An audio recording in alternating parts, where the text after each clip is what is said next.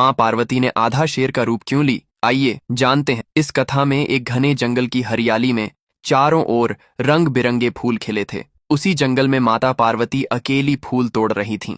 पक्षियों की मधुर आवाजों से वन गूंज रहा था। तभी अचानक दूर से एक शेर की जोरदार दहाड़ सुनाई दी। आवाज सुनते ही माता पार्वती चौंक गई। उन्होंने इधर उधर देखा और तेज कदमों से आगे बढ़ी। तभी उनकी नजर एक अंधेरी गुफा पर पड़ी, जहां से किसी के रोने की आवाज आ रही थी। माता पार्वती गुफा के भीतर गईं। वहां उन्होंने शेर के छोटे छोटे बच्चों को देखा, जो भूख और डर से कांप रहे थे। माता पार्वती ने उन्हें बाहर निकाला और प्रेम से पूछा, तुम अकेले क्यों रो रहे हो? शेर के बच्चों ने रोते हुए कहा, हमारे माता पिता दोनों आंखों से नहीं देख सकते।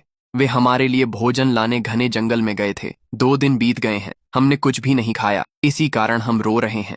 माता पार्वती का हृदय भर आया। उन्होंने बच्चों के सिर पर हाथ फेरा और कहा, डरो मत, मैं तुम्हारे माता पिता को ढूंढ कर ले आऊंगी। थोड़ी दूर आगे बढ़ने पर उन्होंने देखा कि एक विशाल सांप ने शेर और शेरनी को अपनी मजबूत पूंछ से जकड़ रखा था। शेर और शेरनी असहाय होकर तड़प रहे थे।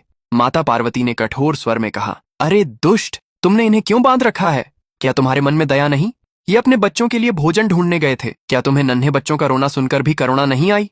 सांप जोर जोर से हंसने लगा और बोला, कमजोर जीवों को सताने में मुझे बहुत आनंद आता है। मैं इन्हें तड़पा तड़पा कर खाऊंगा। इतने में जंगल के और भी कई जानवर वहां इकट्ठा हो गए। सभी अपनी अपनी पीड़ा बताने लगे कि कैसे यह सांप उन्हें परेशान करता है और उनके बच्चों को छीन लेता है। यह सुनकर सांप और भी क्रोधित हो गया। वह फुफकारते हुए माता पार्वती के सामने आ खड़ा हुआ और बोला, चुपचाप यहाँ से चली जाओ, वरना परिणाम बुरा होगा। माता पार्वती ने शांत लेकिन दृढ़ स्वर में कहा, मैं तुम्हें अंतिम बार समझा रही हूँ, इन्हें छोड़ दो। ये देख नहीं सकते, तुमने उनकी विवशता का लाभ उठाया है। ये बहुत बड़ा अपराध है। सांप फिर से ठहाके लगाने लगा। उसी क्षण माता पार्वती का क्रोध प्रकट हुआ। उनका रूप बदल गया और वे एक विशाल तेजस्वी शेर बन गईं। उनकी आंखों से आग सी चमक निकलने लगी। शेर के रूप में माता पार्वती ने उस सांप को इतनी जोर से उठाकर फेंका कि वह बहुत दूर जा गिरा। दर्द से कराहता सांप तुरंत महादेव के पास पहुंचा। रोते हुए बोला, एक शेर ने मुझे इतनी दूर फेंक दिया है, मुझे शक्ति दीजिए ताकि मैं उसे दंड दे सकूं।